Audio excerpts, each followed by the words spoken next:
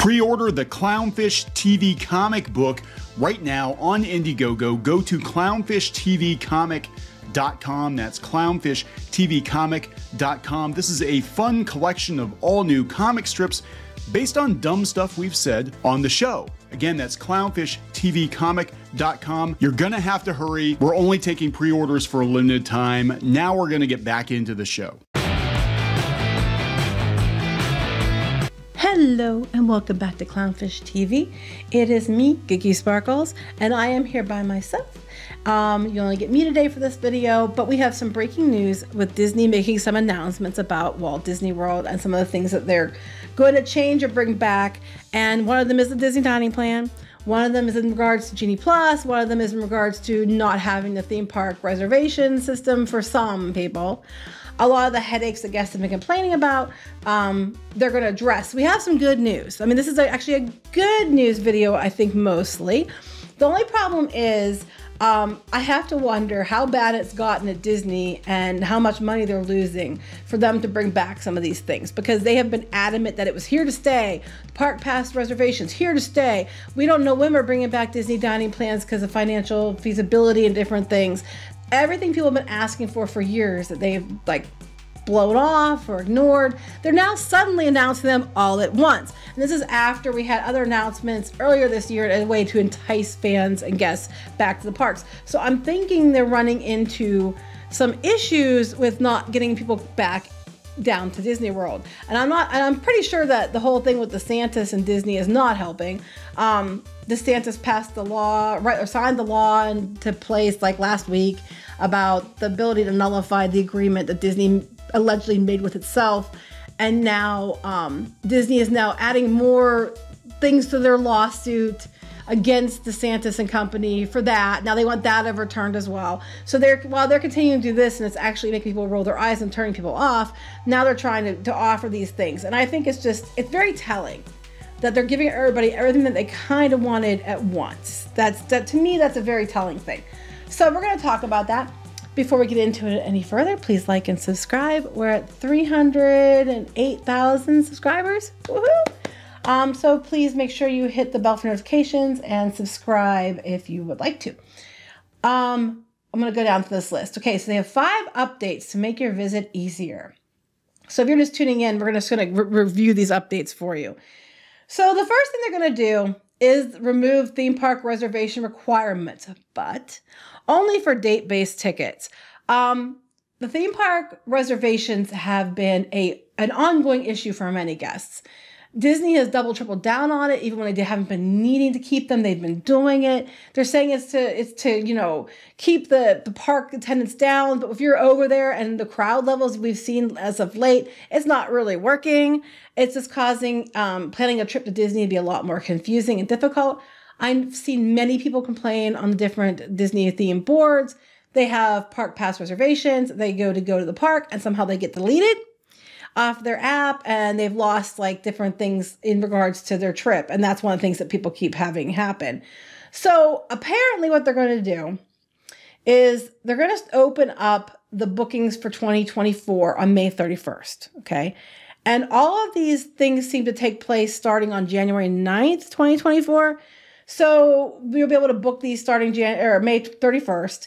And they're going to do these date-based ticket changes. So what's going to happen when you select the start date for January 9th or later and you complete your purchase, you'll be all set to go. You don't have to buy park pass reservations.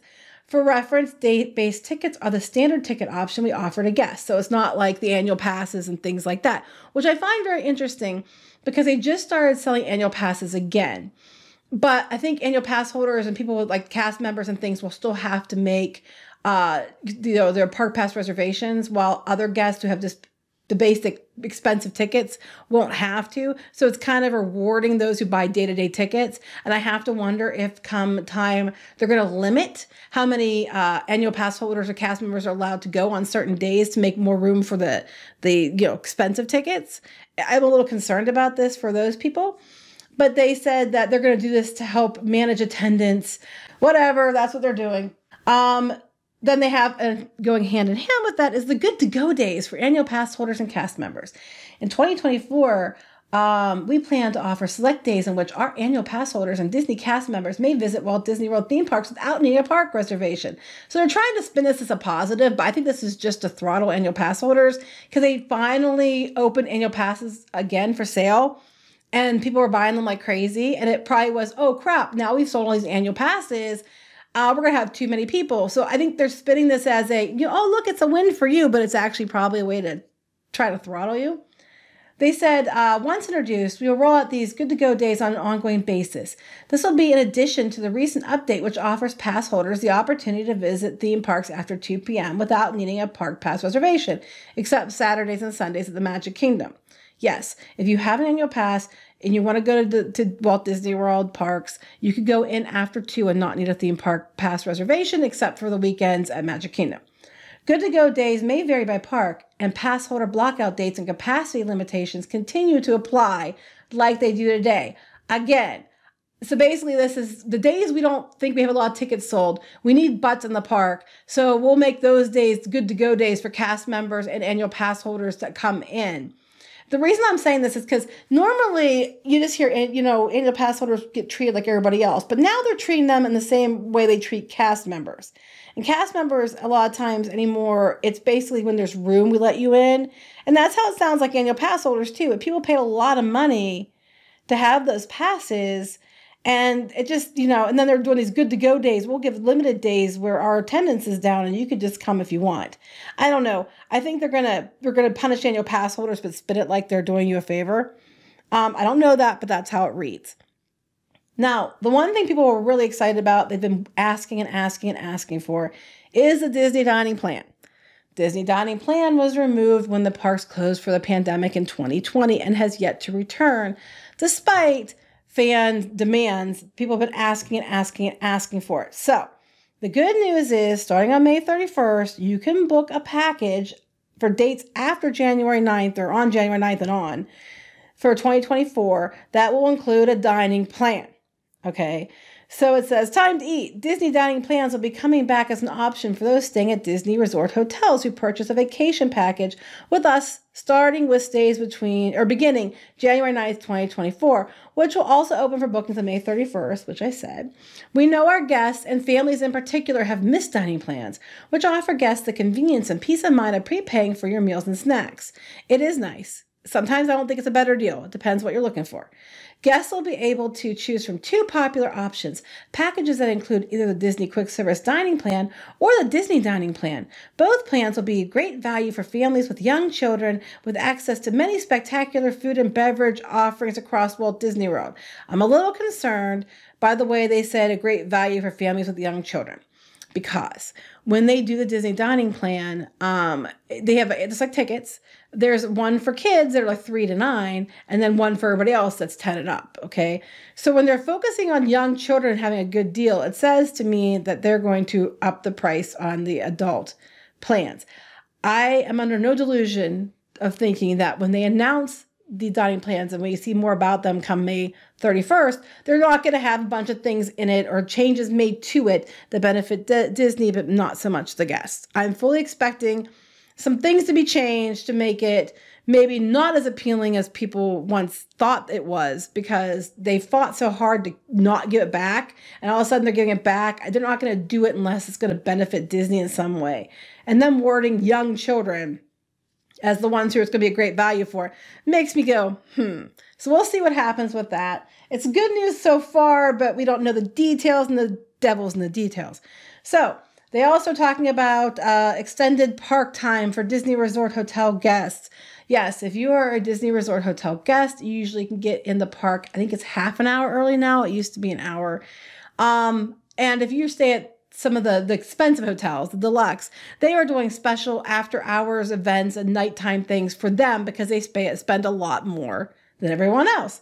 So that's what they're going to do. They're going to continue to offer more extended evening hours for deluxe resort and deluxe villa people, as well as they're going to continue to offer the early theme park entry to all their parks in 2024. Okay, not a big deal. Same thing they've been doing. And then the Disney Genie Plus. This is another big one. People have been complaining. Genie Plus is so confusing. It's ridiculous. And if you want to actually get on anything, you have to pay for it. We're seeing record high prices on it, up to like $30 some now to use Genie Plus. That's per person per day. It's getting ridiculous. And the ticket prices have gone up too. So you got an increased ticket price and you have to use Genie Plus. And you don't have to, it's not mandatory, but basically if you want to get on anything, you need to use Genie Plus. That's just the way it is. People have been complaining. They want FastPass Plus back. You cannot pick your lightning lanes till that day. The price is ridiculous. You couldn't buy it to that day either. Now I think they're going to change that because they said, we have heard from guests they would like ways to plan with Disney's Genie Plus service and individual lightning lane selections before the day of their park visit. And we want you to know we are working on ways guests may do this for visits in 2024. Our goal is to give you the opportunity to spend less time planning in the park, because you got to plan it on your phone while you're there, and more time enjoying your visit with friends and family, while making sure we take all the money we can. Now I added that part, but that's what at the heart of it is. While we are not yet able to share specific details, we will look forward to sharing more information at a later date.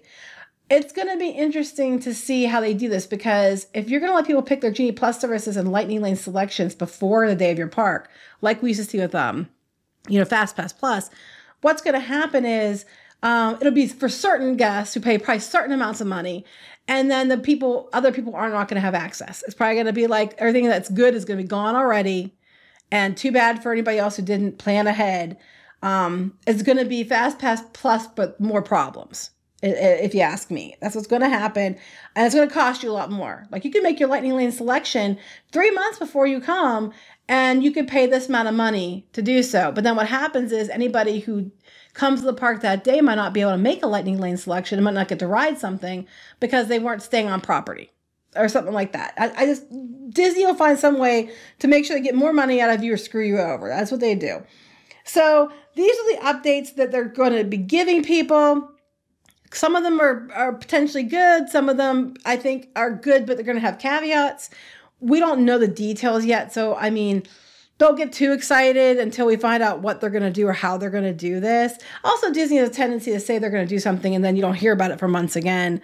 So the Genie Plus changes, like they keep saying in the future. That could be next month. That could be the end of the year or into next year. We don't know. They're not always on the ball when it comes to this kind of stuff. So the good news is they're listening to guests and what people want, but I honestly think they're only doing it now because they have to. So I really would love to be a fly on the wall over there and to know what the reasoning behind it is and why now. What made them change their mind? Because before that, when people would bring this up, we're working on it someday maybe, but right now we have to keep these things in place because there's a demand, the pent-up demand. So many people demand. And I have to wonder if the demand is down because I'm seeing articles that the crowd levels have dropped and the wait times are dropping. And I think Disney's panicking.